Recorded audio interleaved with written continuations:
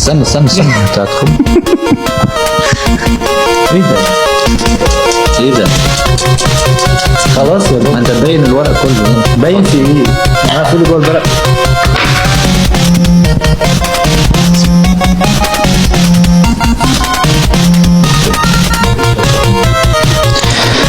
سؤال يا عم، لماذا سمي البحر الميت بهذا الاسم؟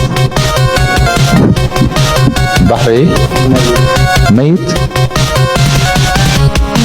بحر ميت.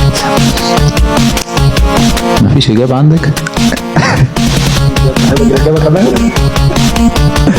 البحر الميت ده دي خدناها والله يا علي زمان، خدتها في الجغرافيا والله، بس افتكر شوية بس الاول. سنة كام؟ استنى يا علي، البحر الميت لا هو المفروض في وقت. ماشي، على حسب اللي انا فاكره، عشان ما كانش فيه سمك. صح ولا غلط؟ صح. الحمد لله.